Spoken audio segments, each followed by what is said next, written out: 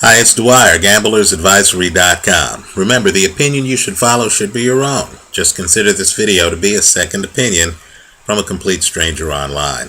This weekend, James DeGale fights Fulgencio Zuniga in a super middleweight fight for the WBC silver title.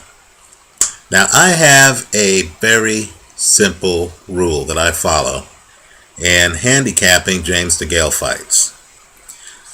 If DeGale's opponent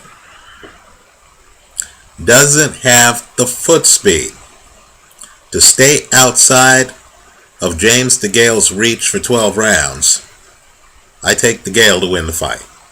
Now here, let me just say to the gamblers, I don't believe you can bet on this fight. I don't think there's compelling enough value. DeGale is a 9-1 favorite. You're just not going to make enough money to send a kid to college or even to buy yourself a steak dinner with a good bottle of champagne on this one unless you bet too much money to risk on any boxing match. Right? The 9-1 is simply too rich. The problem with betting distance in this fight is simply that Zuniga, who has been a contender for a very long time and has fought top flight competition, is also a survivor. While it's true that he got knocked out off a body shot by Lucien Boutte 3 years ago, understand that since that time he has been in the ring with light heavyweight champion Tavoris Cloud. Right? Keep in mind, this fight is at 168. It's not at 175. He's been in the ring at 175 against a very heavy-hitting, short punch throwing champion, and he was able to go 12 rounds. He also was able to go 12 rounds in his last fight at 168 against Tommy Gunn, Thomas Oosthuizen. Right? And so this guy is a survivor who knows how to survive. Right? James DeGale, quite frankly, has the talent advantage on Zuniga, right? James DeGale can literally, fight different styles. He can deconstruct you, right? Fulgencio, I'm not even going to say his last name again. Fulgencio is a guy who's really a big puncher, whose punch hasn't carried to the world-class level, right? He doesn't necessarily fight on his front foot. He can actually stand back and try to be in a defensive shell. He's trying to counter you with a very hard right hand. Right? That's his game in a nutshell. He has a big punch. He's trying to set it up so he can land it. He's going for the knockout. He's not going to be able to outbox James DeGale. Right? But this bet really can't be hedged, because since the odds on DeGale are so long at 9-1, I can't even tell you to take DeGale to win and hedge it against Fulgencio by KO.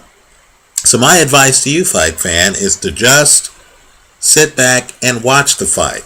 Watch James DeGale deconstruct the guy who can't get away, a guy who, quite frankly, is open to the body. Let's see if DeGale can get the knockout. But I'll be watching this fight as a fan. I won't be watching this fight as a gambler. I'm going to be on the sidelines. Let me go one step further. And I know what I'm about to say is highly controversial, especially in the United Kingdom, where Olympic gold medalist DeGale is not loved. Right? I believe in the world, there's only one super middleweight that I can say with certainty I would take over DeGale, and that would be Andre Ward. And let me just say, of all the fighters in the weight range out there, James DeGale, in my opinion, would give Andre Ward the best fight. Understand the talent level. DeGale, in my opinion, is off the page. I know that George Groves beat DeGale, but I saw George Groves getting battered by Francisco Sierra. right? I mean, the bottom line is George Groves gets hit. He did fight an inspired fight that day, and even that day, like the London Times, I thought George Groves lost the fight to James DeGale, right? Let me also talk about the elephant in the room, Carl Froch.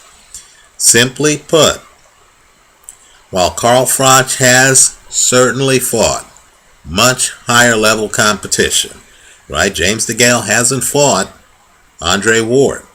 James DeGale hasn't fought Arthur Abraham, right? James DeGale hasn't fought Mikkel Kessler, right?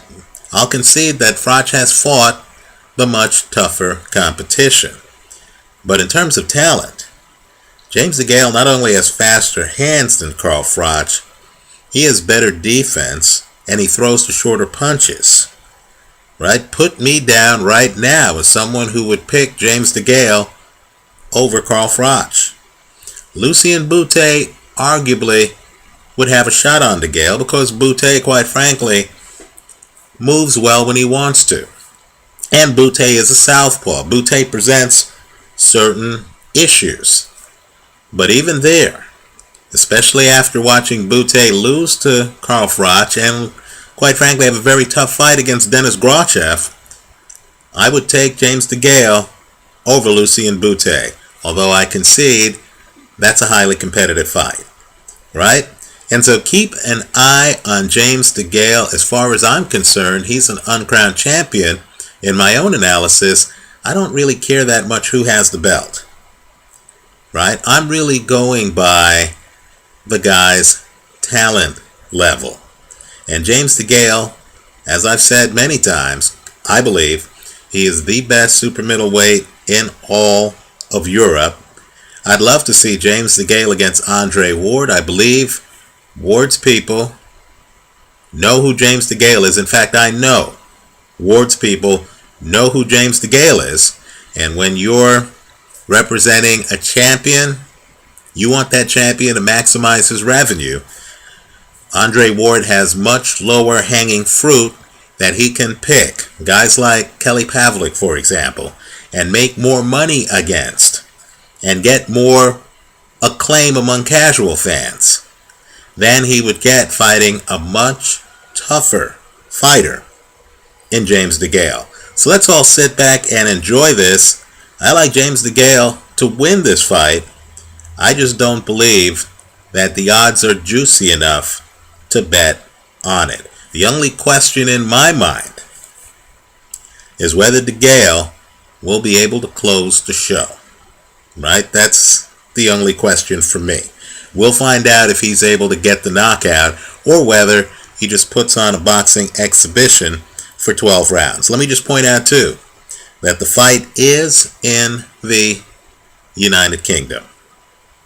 Right? It is a 12-round fight. DeGale is going to have ample opportunity to try to close the show if he wants to. Keep in mind too, there is a mild height dynamic in the fight.